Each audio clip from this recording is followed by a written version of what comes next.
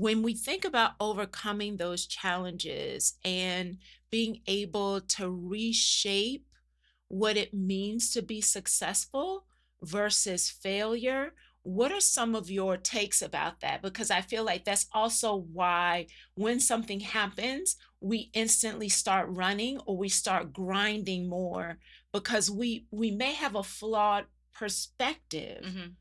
around how we're defining success versus failure. A lot of times when I see clients and they talk about success and failure, right? I'm afraid to do this because I'm Mhm. afraid of failing. I often push back and say, when have you ever failed? Right? When Mhm. have you ever failed? And I know maybe ideas don't go the way we want to, or maybe things we do feel like we failed. But then I also push back and again and say, well, what did you learn? Right? There's Mhm. always a lesson in everything, right? And so, what can you take from that learned lesson in the failure that you feel like you've experienced, and how can we turn this around? Right? Yeah. How can we use this to empower us for the next step? Yeah. And you think about success, a lot of people don't even know what success looks like, right? Is it having enough money in the bank? Is it being able to take care of your family, or is it peace? Right? I had a conversation with somebody today, and it was like, you know, is it salary or is it peace? Which one matters more, right? Mhm. So people have to reflect and ask themselves, what does success look like? Do you Mhm. want to be able to move how you want to move?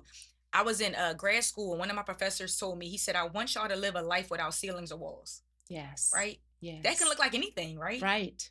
But when I picture that in my mind, I want to be able to do certain things. I want to be able to go certain places. I want to, you know, but that's my definition of success, right? Mhm. He says ceilings, no walls. I want that, but what does that look like for me? And I Right. think we have to define success for ourselves too, and not look at other people's success and want to grab hold of that, right?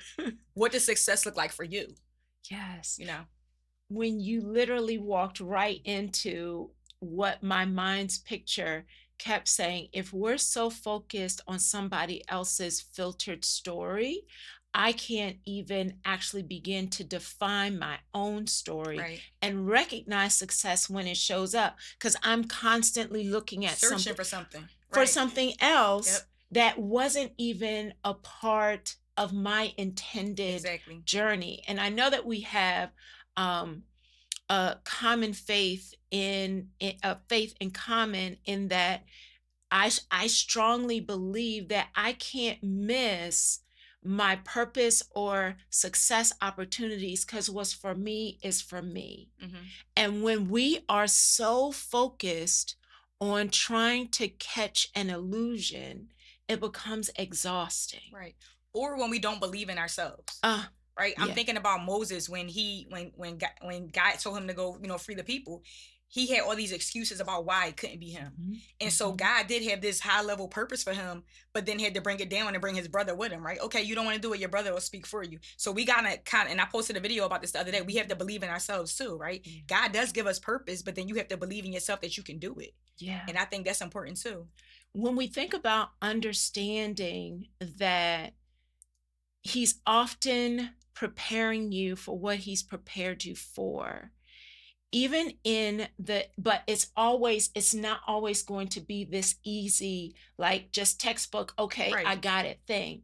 Sometimes though people get sidetracked because it's not looking the way I thought it was going to look. So maybe I missed God Hmm. when it actually could be an opportunity for you to problem solve in a different way. How are you helping clients begin to recognize that even in pain, there's an opportunity to develop a new skill? I think, well, I don't think the way I do it in session is that I it's all about reflection, right? Hmm. It's all about Hmm. reflection, right? Where am I at now? What am I feeling now? What feelings can I use to either get me to a place or help me to stay right here and just continue to process it, right? Hmm. I think a lot of times when we feel lost, we think that we're on this journey and it's like we've hit a dead end, right? Or Hmm. something happened that's caused pain and we hit a dead end. But my goal for my clients is to reframe it and look for other little streets, right? I'm using it, I'm trying to make it as plain as possible. Look for Yes. other roads and streets that we may have missed in the midst of looking for that one thing, right? Hmm. A lot of times we focus on the light at the end of the tunnel, but what about all the other little lights that shine through? We miss those things, right? Yeah. So when we're on this journey, we have our focus at the end of the journey, but what if there was another road, right? What if there was another way that God wanted us to go, or another option to get to the same destination, but just not on this particular space? So I try to get my clients to look at it from bigger lens, I guess. Mhm. And what did we miss, right? Mhm. Let's Mhm. reflect. That's why reflection is so important. What do we miss on this, right? Or what happened in the moment that caused this pain that maybe we can use now to safeguard ourselves the next time, right? Yes. And look for what's still possible even though you've lost that. Right.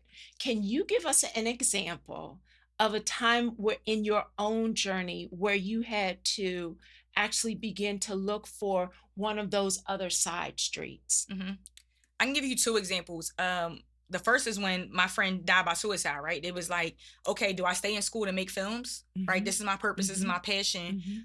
Do I follow God because had to call to be a preacher over my life, or do I do this mental health work, which I feel like is a bigger calling to me, right? Mhm. Yes, this is a love. Making films is a love. I love films. I love, documentaries. I love knowing the story, but what's bigger for me, right? And Mhm. so I had to think about, is it about me, or is Mhm. it about my calling and the purpose that I have over my life, right? So that was one decision I had to make. And then, sitting on a school board, last May, there was a election, and the election didn't go, as planned. Mhm. And then in my mind, I have options, right? Do I resign?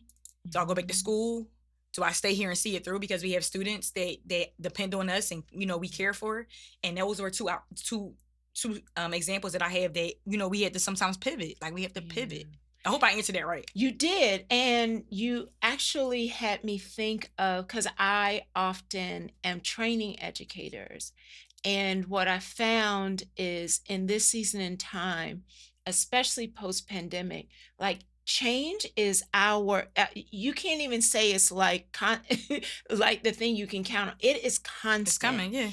And when we as adults begin to truly recognize how to navigate change, how to course correct, we have an opportunity to create a blueprint for the young people who are watching hmm us.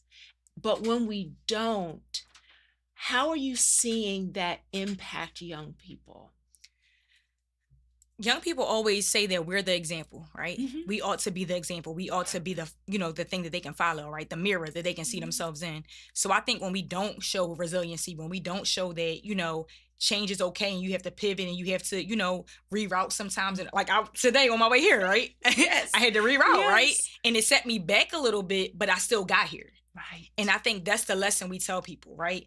There are going to be setbacks. There are going to be times when time is added, or you have to turn around, or you have to do something differently, but that's okay.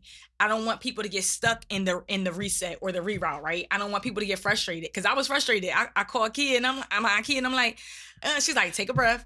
We get frustrated in the pivot, right? We get Yes. frustrated in change, but I think it's important to show resiliency in the change, right? I think it's important to show that we can still get to the destination, or we can still do what we're supposed to be doing in life, even if something happens that causes us to pivot, or something happens that makes us have to change routes, right?